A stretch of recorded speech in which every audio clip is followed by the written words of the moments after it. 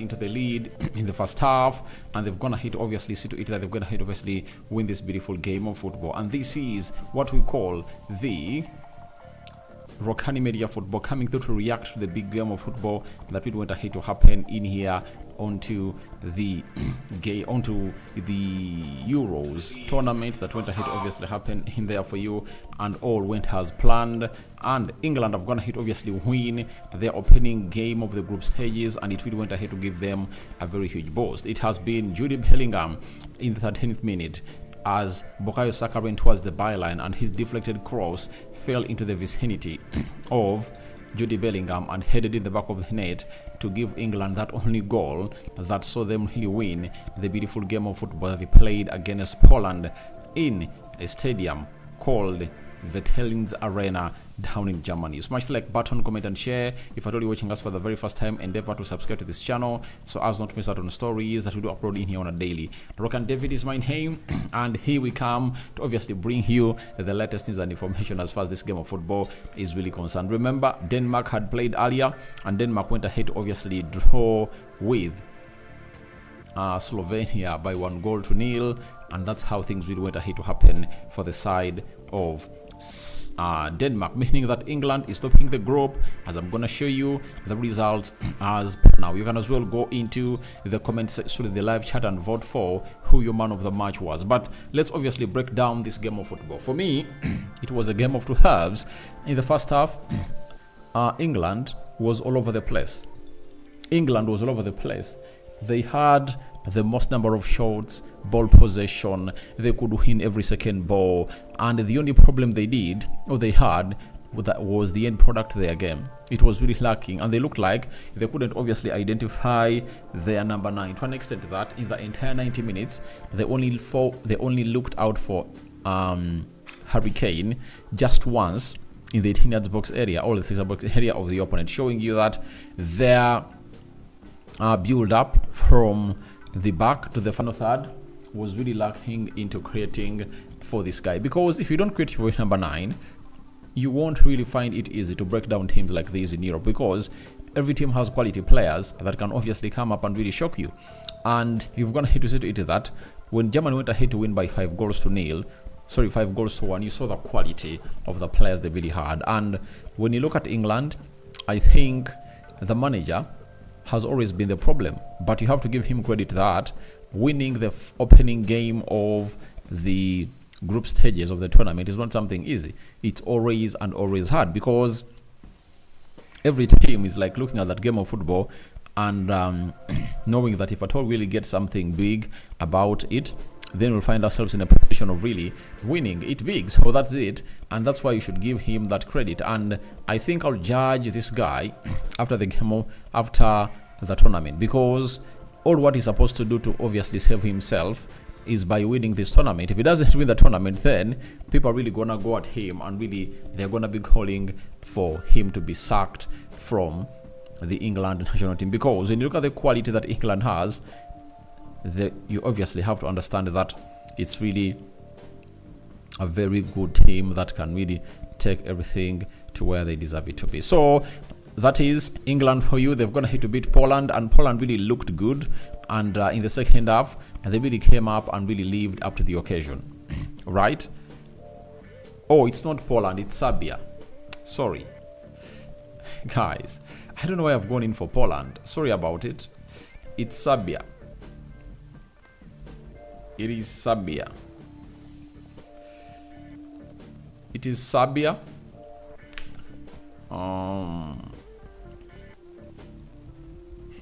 Guys, sorry, I don't know why I went in for Poland, but it is Serbia that has gone ahead to obviously suffer a 1-0 defeat. In the second half, when it obviously went ahead to coming through, you saw to it that everything really looked great. You know, it looked in favor of Serbia, and Serbia had everything to do to obviously haunt England, and they had everything into their ilk, though they just failed to find themselves putting that ball in the back of the net. But in the second half, they came up early, they started attacking England left, right and center, and England found themselves really surrendering everything into the mix. So that is exactly how we obviously understand that the Euros are really gonna be tight, because a team like Serbia has quality. Milokovic Savic, Vlahovic,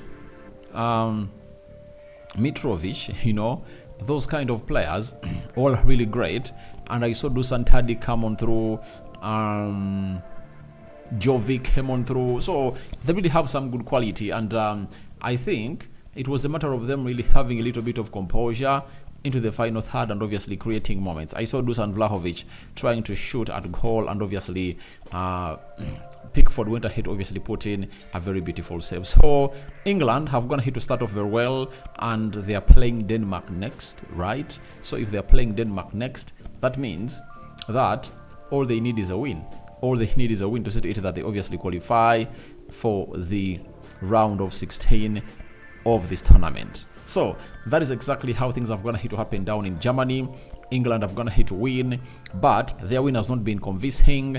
And I really looked at the substitutes of this manager that went ahead to make, and I was like, what's wrong with Gareth Southgate? All he needed was a little bit of composure into that midfield, and he never brought on Kobe Mainoo, right?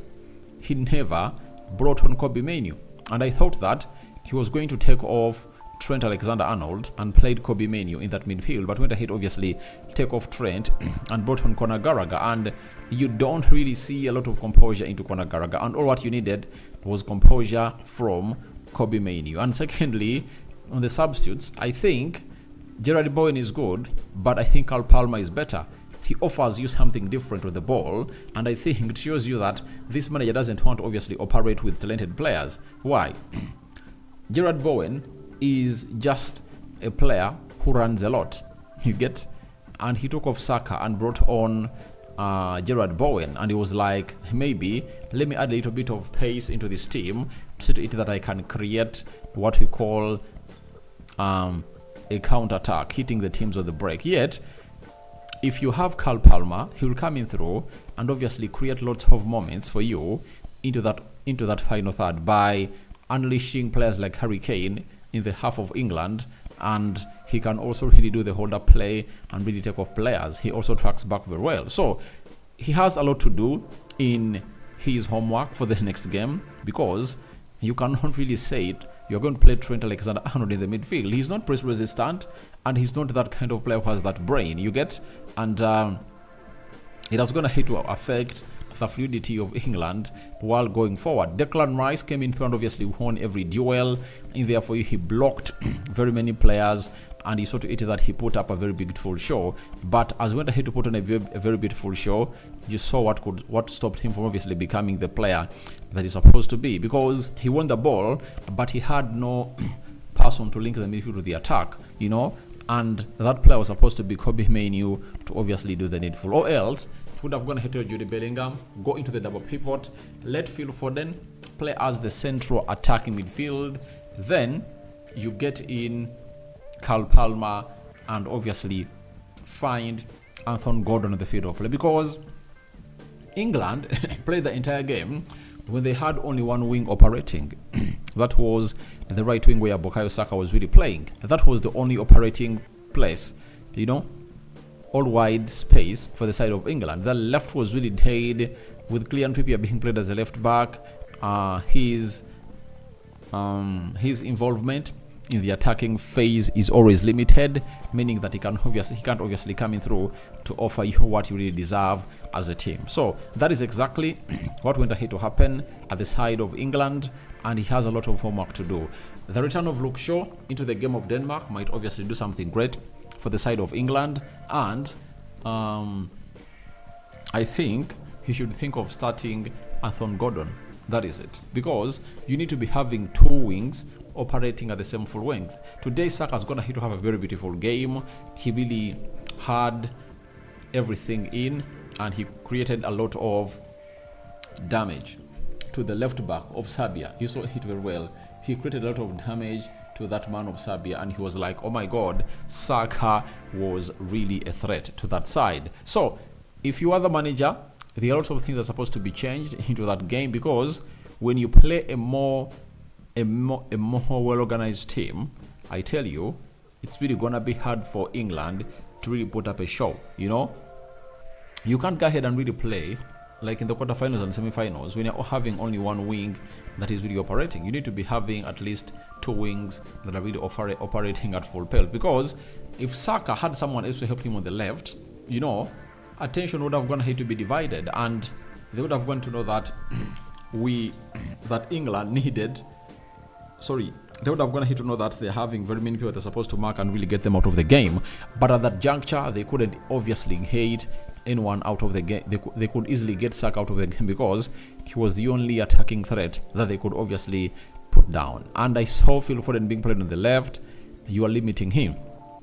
If you play him on the left, you are really limiting him.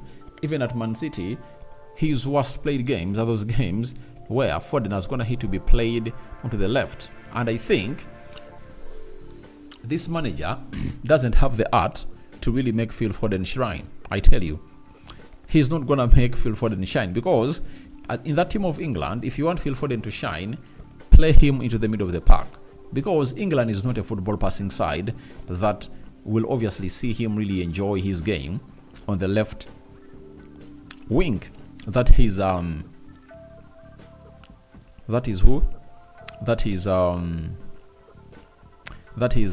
Bowen for it's not Bowen, it's Phil Foden for you. So I think let him really think of getting in a player called Foden, no, not Foden, Anthony Gordon onto the left, Saka onto the right, then gate this guy out of the game, Trent Alexander-Arnold, drop Bellingham deep to play to the double pivot with Declan Rice, and let Phil Foden play ahead of them. I think he will have a better side to obviously show up and really represent. But if he continues to obviously play Trent Alexander in the midfield, yet he's having Kobe Mainoo and Jude Bellingham who can obviously play in that position, it's really going to be badly for him. And I know he won't really like it, because football keeps changing a lot, and that midfield will be really a lightweight midfield. So for me, Trent doesn't deserve to obviously be playing into that position, according to me. I don't know what your thoughts are about it, but for me, I don't see Trent being able to play there, because they're really having more and more talented players that can really do better than him. 6 shots by Serbia. England had 5. 1 shot on target by Serbia, 3 shots on target by England. 46% ball possession by Serbia, 54%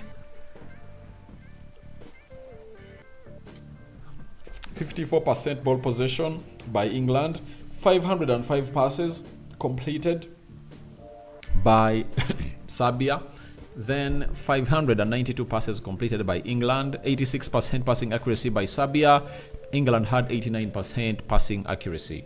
Then 19 fouls by Serbia, 8 fouls by England, 2 yellow cards by Serbia, 0 yellow cards by England, 0 red cards to either sides, 0 offsides to Serbia, 1 offside to England, 2 offsides to Serbia, and 1 offside to England. England is topping the group. They are having 3 points, 1 game, 1 goal. Denmark are really having 1 point and 1 game. Then they played Slovenia, 1 point in 1 game. And who is at the bottom of the table? It's Serbia that have gone ahead to lose to England by 1-0. But England has gone ahead to start off the Euros of 2024 like they started off the Euros of 2020, 2021, because they played the group stages and kept clean sheets throughout. In the knockout stages, that is the quarterfinals, the round of 16 and quarterfinals, they never conceded any goal. And when it came to the semifinals, that's when they conceded against Denmark, and that game ended 2-1. In the finals, they conceded to Italy, and that game ended 1-1, and they went in penalties. Sancho, Rashford went ahead, obviously miss out on those penalties, and you remember those racist attacks that went ahead, obviously not welcome onto this channel. So even now, he has opened up with a clean sheet, and I've always gonna hit let you know that clean sheets win trophies and goals win matches. Now, if you keeping clean sheets, that means that at least England can average a goal per game. So the more clean sheets they keep, the more they put themselves in a better position of winning this group and winning this trophy. Because for me, France, ultimate favorite. England is my second favorite. Third favorite is Germany. Fourth is Portugal. Those are my teams. Though I'm gonna hate to see some teams really shock me, like Spain. But I know Spain can obviously be stopped by teams like England. And France and England are teams that are really having players that can obviously raise up to the occasion. Jude Bellingham, the goal scorer, I know he's obviously looking so much at the Ballon d'Or, and he knows what it means for him to really play in the finals of the Euros and or win it. He won the Champions League.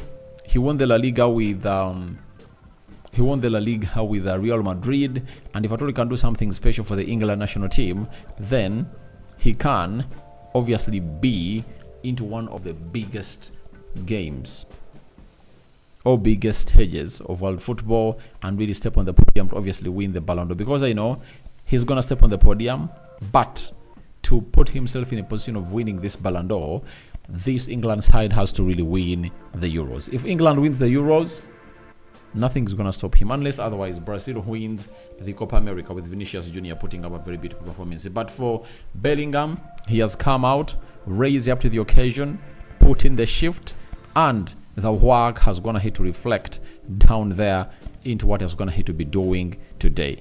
And I think you're gonna hit to enjoy what he's gonna hit to do, because goals win the game, and it has been his goal that has gonna hit to win the beautiful game of football that saw him really, that saw his side of England win by 1-0. And if he continues to score almost in each and every game and put up those stats, I think no one will stand in his way from winning a Ballon d'Or. And it will be, I think, the first time since Michael Owen went ahead to win it. Was it in 2000? Around there, 2000, 1998, one of those. Between 1998 and 2000, that's when Michael Owen went ahead to win it when he was playing for Liverpool. So we wait and see how it pans out, really. But the guy is really looking great, and he's looking like he's in the form of his life to obviously lift the best of the best for the team of England. But the manager needs to obviously get certain things right more and more and more. But congratulations to every England fan who watching this channel, and continue to subscribe. Now we are having the stats that are going to be set up by England today. England have won their opening game in all 4 of the major tournaments played under Gary Southgate: Euros 2020, Euros 2024, World Cup 2018, and 2022. It's just one fewer such victories than across their other 23 tournament appearances. 5 wins, 11 draws, and 7 losses. England have kept a clean sheet in each of their last 5 group matches at the UEFA Championship finals, the longest such run in the competition's history. Serbia have lost 10 of their last 13 at major tournaments as an independent nation, going winless in the last 6 such matches since beating Costa Rica 1-0 at the World Cup in 2018. Then, lastly, England's Jude Bellingham became just the second player to score at both the World Cup and Euro Championship before turning 21 years of age, compatriot Michael Owen. That is it. So guys, that's what we had for you in here onto this channel, and continue to obviously get us more and more and more content as far as all this is concerned. You can as well tell me who your man of the match was. You can as well go and really vote for your man of the match. Kahendo Oliver, Mr. Aradi, good morning. I'm watching you from Bokomansimbi. Thank you very much for watching through. Henry Musaz, it's true, he should use 2 wingers. Yeah, he should be using 2 wingers that are really fluent. And everyone will be like, then why do you take Carl Palmer, Gerard Bowen, and Bukayo Saka, who play in the same position, and you left James Maddison, who could play off the left well? You left Jack Grealish, who could play off the left well, and Marcus Rashford, who could play on the left well. So people are really going to start questioning his tactics and his choice to leave out players that play onto the left attacking side of the midfield. Henry Musasizi, it's true, right? Even you see second half, Saka was attacked by 2 men, knowing that Saka was the only threat they had. Yeah, that's it. Saka was the only threat they had, and that's why they went ahead, obviously, close him down, because they knew to it that nothing was going to come off the left, and the manager couldn't obviously trick around his tactics into that game. Then King Sichonga, I'm very happy with my main boys, Saka and Rice. Saka and Rice are going to have a good game, and Saka, remember the game of Arsenal, they are playing against Everton, that closed down their season. Was it Everton or was it Wolves? I think it was Everton. They really never saw him play the game of football, so he had to be a little bit of a knock, and he's fine and up and running. So for me, my man of the match is Jude Bellingham, and let me see how you have gone ahead to vote. You've taken Jude Bellingham as your man of the match, Saka 14%, Rice 14%, and Bellingham 71%. May the living to God bless you abundantly. Rokani.